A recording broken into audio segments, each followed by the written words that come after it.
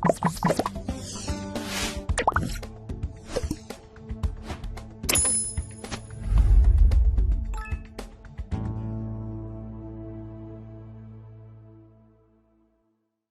الفل، مساء الفل، اهلا بيكم في مغامرة جديدة من مغامرات سمايل. المغامرة النهاردة يا مستر موديانا فين؟ المغامرة النهاردة موديانا عند فيديو لربط الازمنة. تاني يا مستر، ربط الازمنة.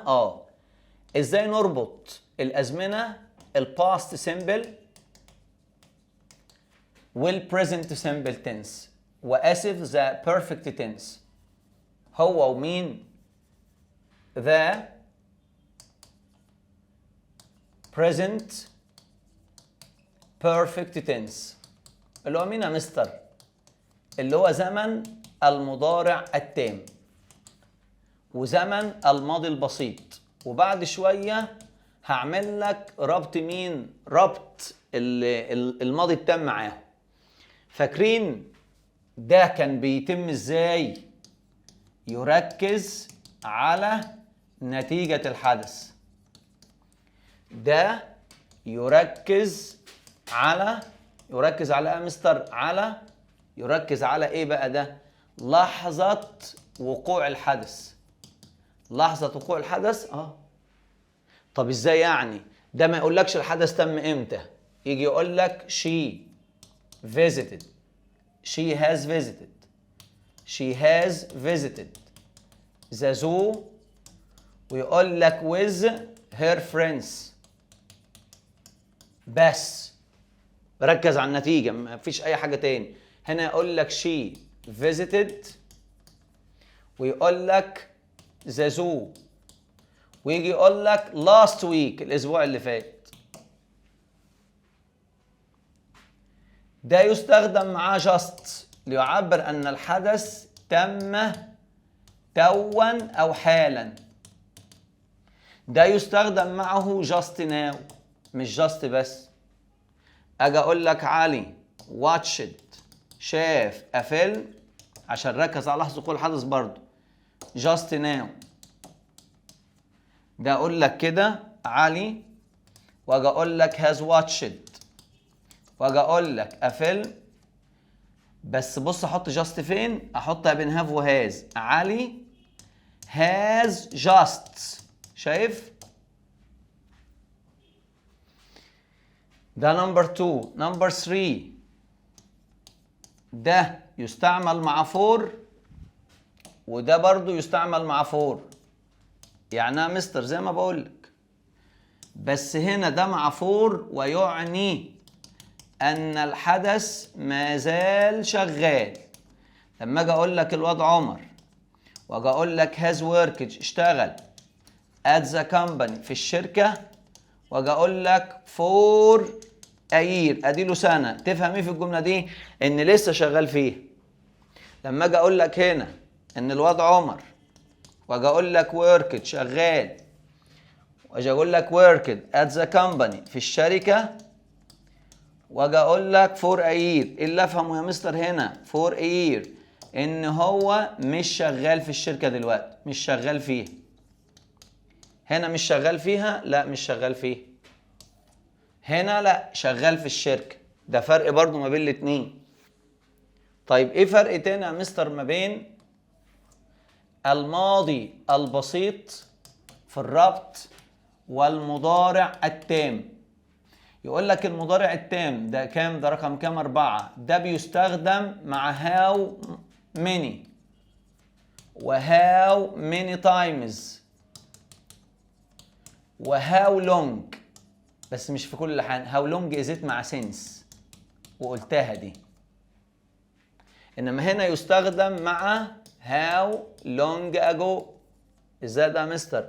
اجي اقول لك هاو لونج اجو did you، تمام، stay، كم المدة اللي انت قضيتها الاقصر، في الاقصر.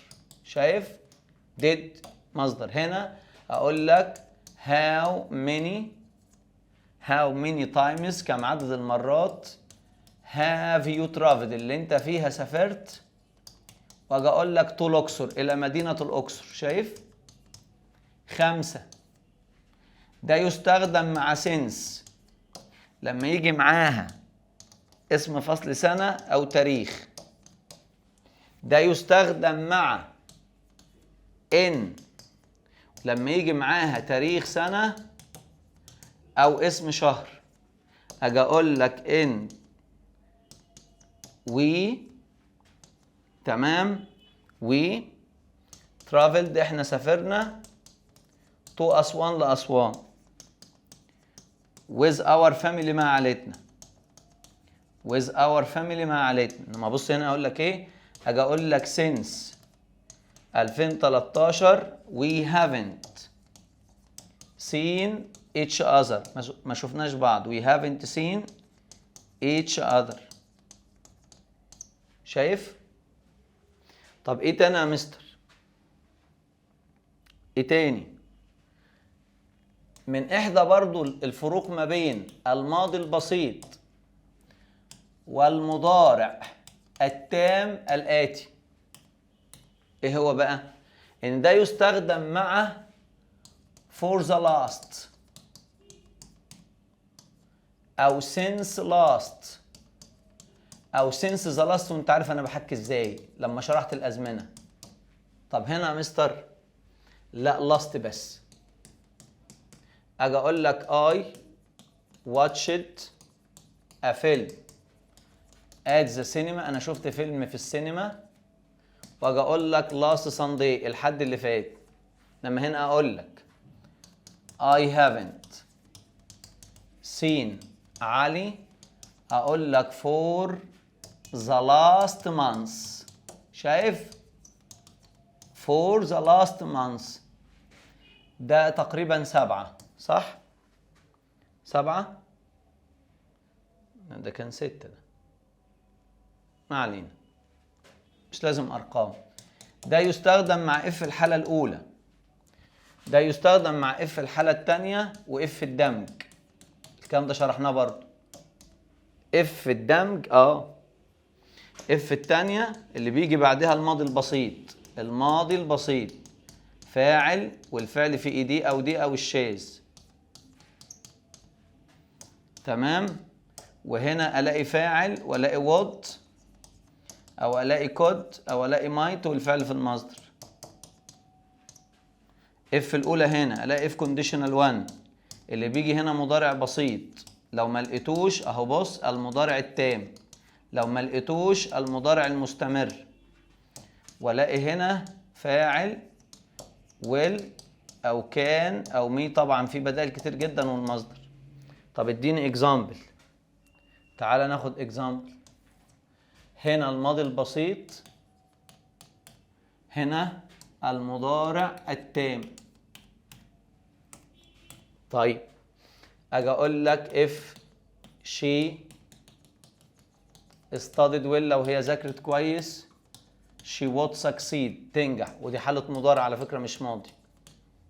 هنا اقول لك if she has studied لو هي ذاكرت تمام she can succeed. شايف الفرق؟ مضارع تام كان والمصدر. ماضي بسيط ودول مصدر. ده يستخدم مع التعبيرات العددية والكمية. ده أيضا يستخدم مع التعبيرات العددية والكمية. إزاي؟ أجي أقول لك نجيب محفوظ روت مثلا 150 رواية نوفلز. مش هيكتب تاني. لن يكتب روايات أخرى لأنه مات. هنا أجي أقول لك صلاح وأجي أقول لك هذا سكورد قد أحرز 100 هدفا. لا مستر هذا سكورد سوف يحرز المزيد. ده الفرق ما بين المضارع التام وزمن الماضي البسيط. طبعا في تعبيرات بقى انا شرحتها في الموازي ما بين ده وده مش هكتبها تاني التعبيرات لما يجيب لي haven't و hasn't for مدة زمنية، واستخدم مكانه last و the last time، و it's مدة زمنية since ماضي بسيط. ده برضو يذكر ما بين الربط ما بين الاتنين. ازاي تاني يا مستر كده؟ طبعا لما اجي اقول عمر واجي اقول hasn't watched يعني لم يشاهد a film، تمام؟ hasn't عمر hasn't watched a film for a long time. ما ده الربط برضو ما بين المضارع التام لما استعمل last واجيب ماضي بسيط. اقول عمر last watched، واجي اقول لك a film، واجي اقول لك a long time ago، ما ده الربط بينهم. واجي اقول لك the last time، ما ده الربط بينهم the last time. واجي اقول لك I watched a film، I watched a film، تمام؟ was a long time ago، ما ده الربط بينهم. اهو الربط ما بين المضارع التام والماضي البسيط. طب يا مستر ما بين المضارع التام والتام المستمر، حكيته في حصة الشرح. التام المستمر اللي هو have او has been بلس الفيرب بلس ing، والمضارع التام العادي اللي هو have وهاز تصريف ثالث، ده يستغرق وقتا اطول، يستغرق وقتا اطول. اما المضارع التام العادي ده لا، ده يتوقع استمراره في المستقبل، انما ده ما زال مستمر في الحاضر بس، ما زال مستمر في الحاضر بس، انما مش بيستمر في المستقبل زي ده. يعني افكرك بالهيدلاينز. قلت لك هنا هناخد المضارع التام مثلا، المضارع التام اهو المضارع التام، وهنا مثلا المضارع التام المستمر، المضارع التام المستمر ده الذي تم في الماضي، تم في الحاضر آسف،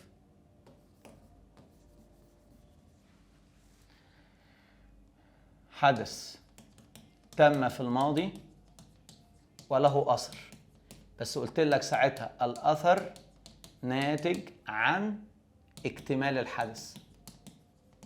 فاكر هنا قلت لك تم في الماضي وله أثر، بس الأثر ناتج عن استمرارية الحدث.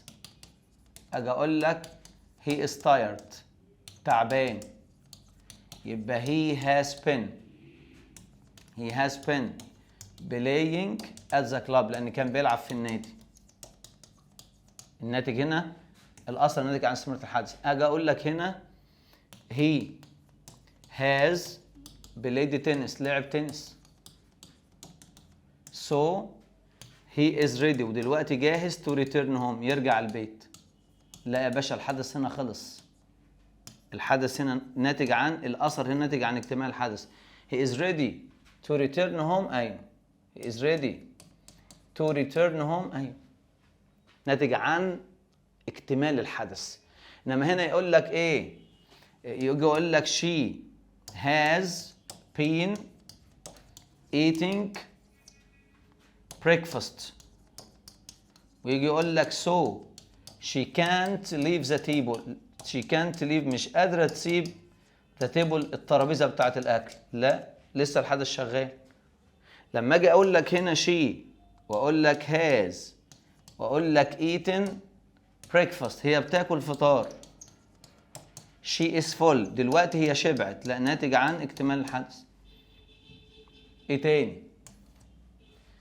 المضارع التام العادي والمضارع التام المستمر.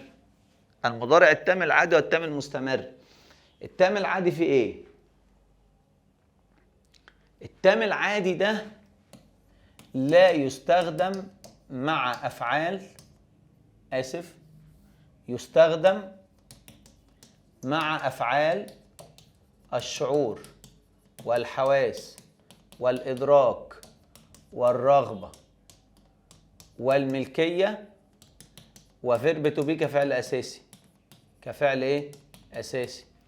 ده واحد لا يستخدم مع أفعال الشعور والحواس والإدراك والرغبة والملكية. لا يستخدم مع أفعال الشعور والحواس والرغبة والإدراك والملكية. وفيرب تو بي إذا استخدم أساسي.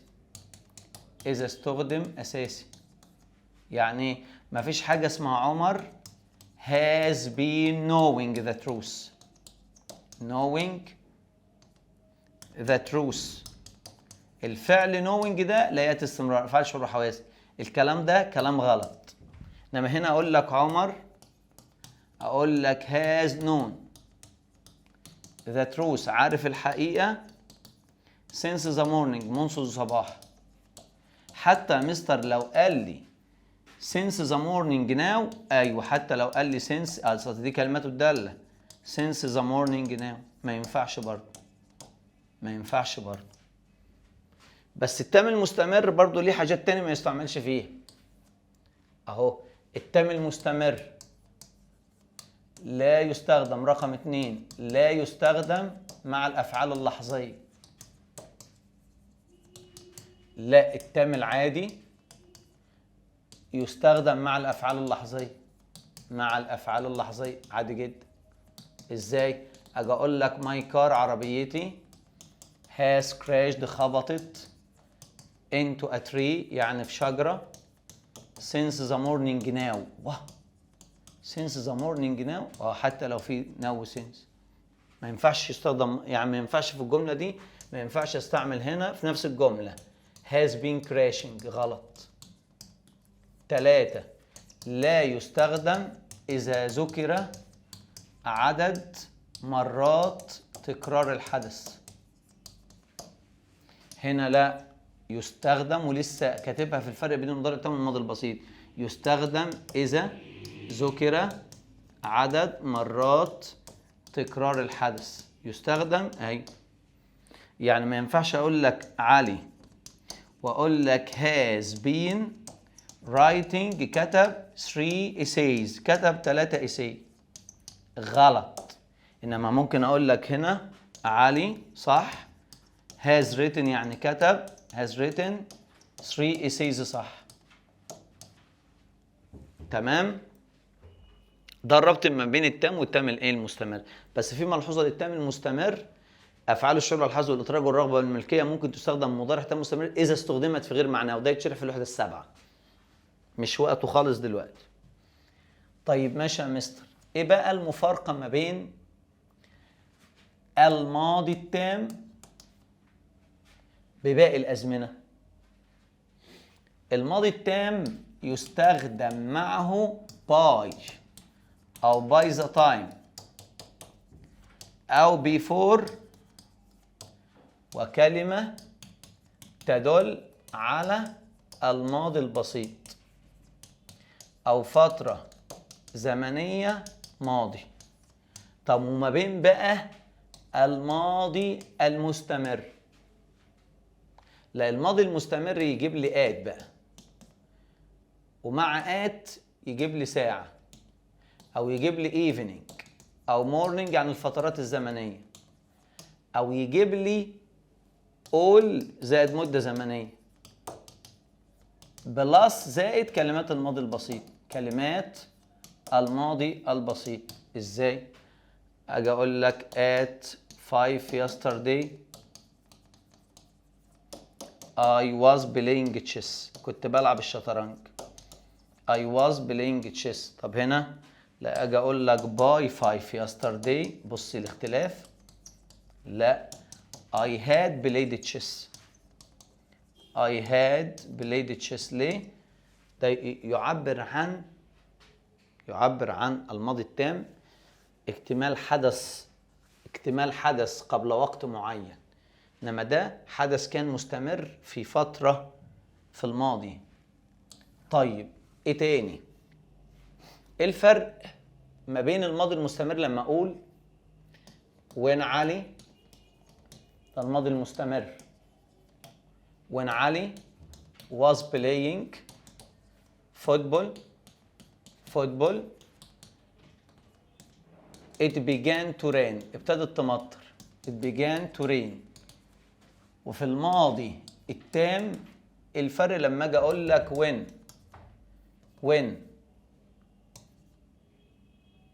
when واقول لك علي had played football. الفرق في الاستخدام it began to rain. الفرق معنى هنا the sky. معنى الجملة began to rain ابتدت تمطر after they finished playing football. بص المعنى يا ابني، بص المعنى. يعني السماء ابتدت تمطر بعد ما خلصوا لعب. هنا it began to rain. بص المعنى it began to rain ابتدت تمطر during يعني أثناء during the rain يعني أثناء المطر. شايف الفرق ما بين الماضي التام والماضي المستمر في الدلالة والمعنى؟ أنا كده خلصت لك فيديو ربط الوحدة الأولى والوحدة الثانية بشكل روعة الروعة. يلا أشوفكم في مغامرة جديدة من مغامرات سمايل. سي يو.